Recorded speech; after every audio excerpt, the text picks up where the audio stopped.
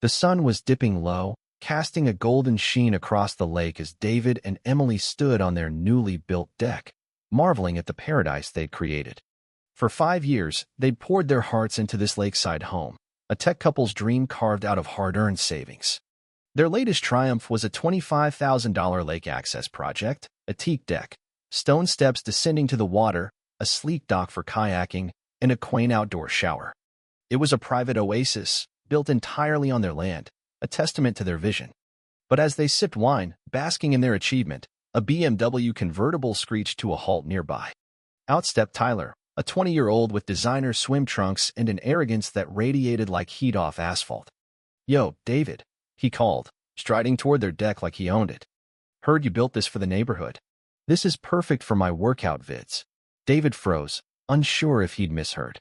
Tyler was the son of Lorraine, the HOA's self-styled queen, a woman who knew everyone's secrets before they did.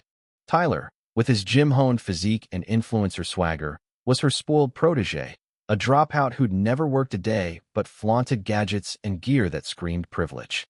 "Tyler, this is private property," David said, keeping his tone even. "Emily and I built this for us, with our own money." Tyler laughed, waving him off like he was swatting a fly. "Chill, man. Mom said with the public bridge down, this is basically the community's new spot.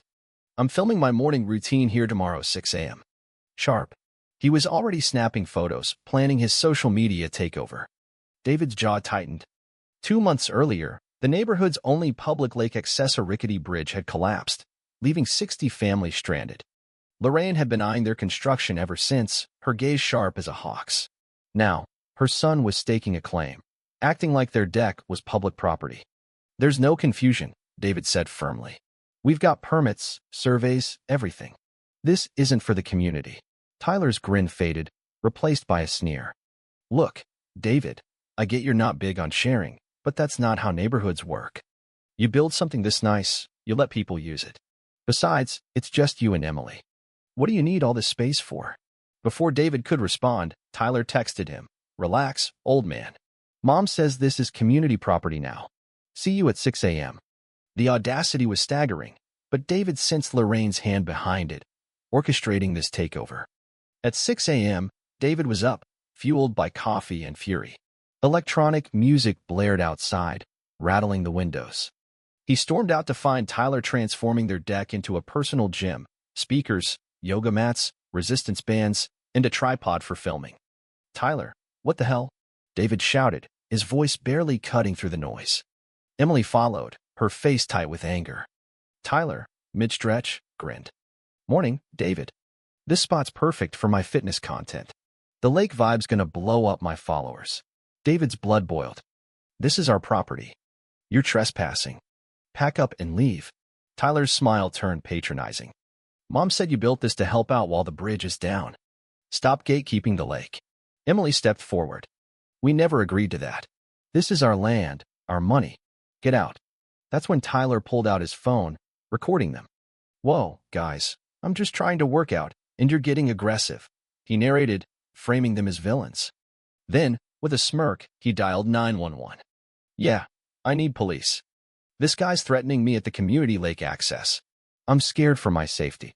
David stood stunned as Tyler spun a tale of being a peaceful exerciser harassed by an aggressive older man. The call was a performance, every word calculated to paint David as the bad guy. 15 minutes later, 2 officers arrived. Tyler rushed to them, playing the victim. "Officers, I was just exercising when he started yelling." David handed over property deeds, surveys, and permits, explaining calmly, "This is our private land. He's trespassing," and made a false 911 call. The older officer, a seasoned cop, inspected the documents and boundary markers. After a tense silence, he turned to Tyler. "Son, this is private property. Making a false 911 call is a crime. Pack up and leave, or you're getting arrested." Tyler's confidence cracked. "But my mom said this was community property. She's the HOA president." Lorraine, in a bathrobe, rushed from her house, feigning shock. "Why are you threatening my son?" The officer shut her down. "Your son called us with a false report. He's trespassing. End of story." As Tyler packed up, Lorraine glared at David. "You've made a huge mistake. This community is rights, and you'll regret this." Tyler, loading his car, muttered, "This isn't over, old man. Mom's got connections you can't touch." Within hours, Lorraine's version of events spread like wildfire. Neighbors texted David, accusing him of bullying a kid just trying to exercise. By dinner, an HOA notice arrived, an emergency meeting to discuss private property and community access. The next evening, the community center buzzed with nearly 60 residents. Lorraine, microphone in hand, spun a tale of unity. "The bridge collapse left us without lake access. One neighbor built a beautiful setup, but refuses to share. This is about community, not legalities." Tyler stood, voice soft.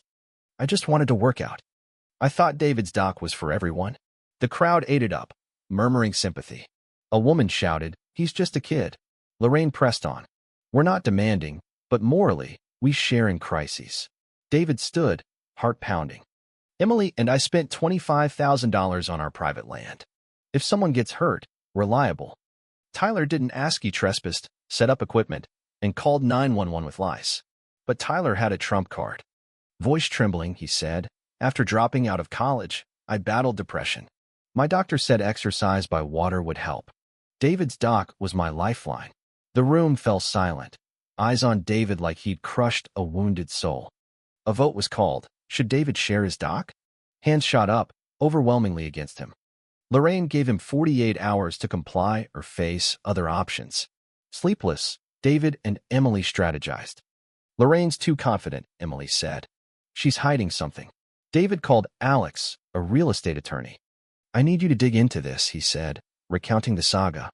Alex promised to investigate. Meanwhile, David installed $4,000 security cameras. That night, they paid off. At 1 a.m., Tyler and friends climbed the fence, partying on the deck, leaving trash and damaging plants. The cameras caught Tyler saying, "David thinks he won, but Mom's got a plan." David sent the footage to Alex, who called him to his office. "David, this is huge," Alex said, spreading out documents. In 2009, Lorraine had a lake access agreement for a community path, but it voids if her family harasses neighbors. Tyler's 911 call triggered that clause, canceling their rights. He showed an aerial photo. Her 2019 deck extension is illegally on HOA land, no permits. She owes fines and must demolish it. The footage sealed it. Tyler's words proved premeditation. At the final HOA meeting, the mood was tense. Only 20 neighbors showed, sensing a shift. Alex presented the evidence: the voided agreement, the illegal deck, Tyler's recorded confession. Lorraine's lawyer whispered frantically, but she crumbled. "We'll comply," she muttered, agreeing to fines, deck removal, and an apology. David stood. "This wasn't a mistake. Lorraine lied, manipulated you, and tried to steal my land." A board member demanded Lorraine's resignation. Weeks later, her deck was gone, fines paid, and a written apology mailed to all. Tyler got a landscaping job, a small step toward accountability. David built an 8-foot fence, not out of spite, but clarity. This was his land. The neighborhood learned a hard lesson: entitlement doesn't rewrite deeds. Justice wasn't about revenge. It was about truth cutting through lies, sharp as a blade.